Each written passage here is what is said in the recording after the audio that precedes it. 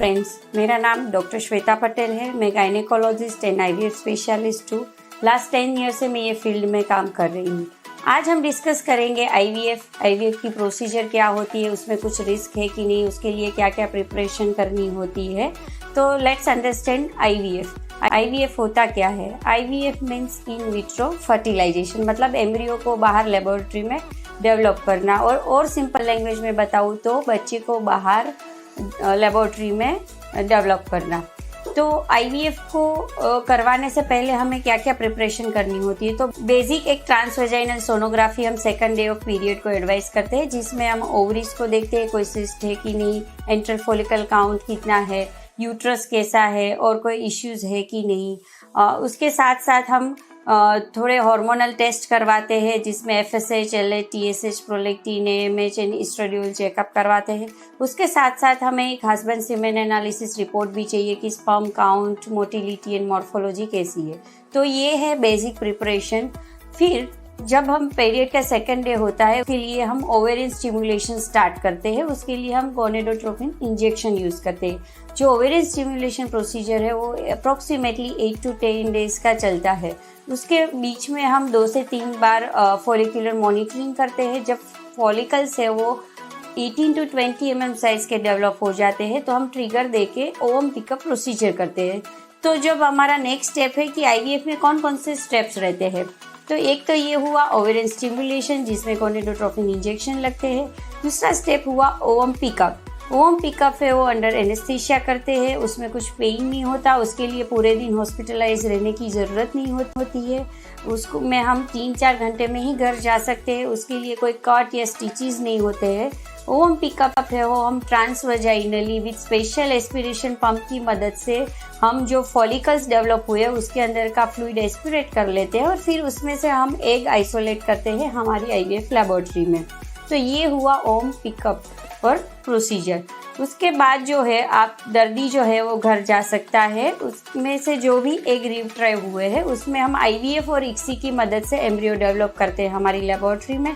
फिर ये जब एम्ब्रियो डेवलप होता है उसमें हम फर्टिलाइजेशन चेक करते हैं, क्लीवेज चेक करते हैं और डिसाइड करते हैं कि भाई हमें डे 3 ट्रांसफ़र करना है या डे 5 ब्लास्टोसिस ट्रांसफ़र करना है या फ्रीज करना है या फ्रेश एम्ब्रियो ट्रांसफ़र करना है। जो एम्ब्रियो ट्रांसफ़र का प्रोसीजर है वो है पेनलेस होता है। उसमें हम कोई एनेस्थीसिया नहीं देते हैं। उसके लिए भी कोई पूरे दिन हॉस्पिटलाइजेशन की ज़रूरत नहीं होती है।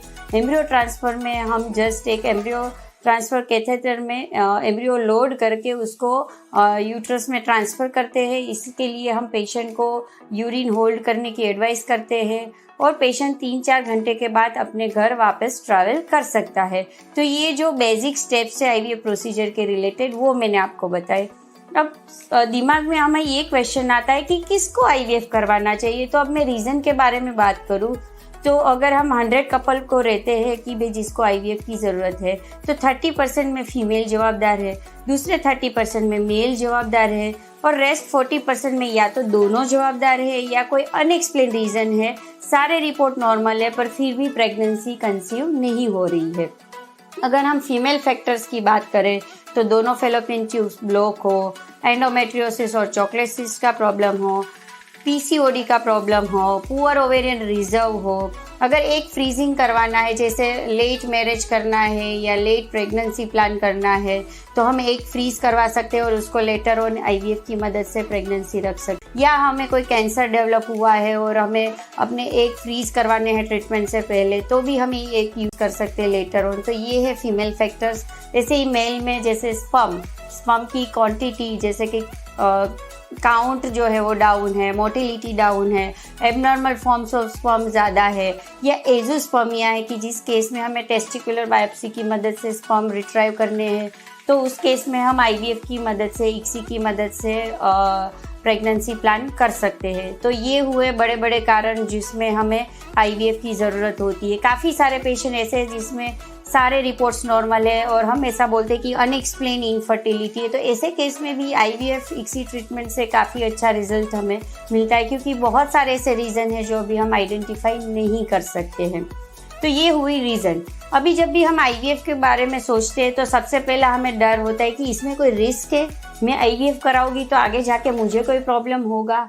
तो एज सच देखा जाए तो कोई बड़ा रिस्क आईवीएफ ट्रीटमेंट में नहीं होता है। इसमें जो हम गोनेडोट्रोपिन इंजेक्शन यूज़ होते हैं, ऐसे हॉर्मोन्स नेचुरली भी हमारी बॉडी में रिलीज होते ही है।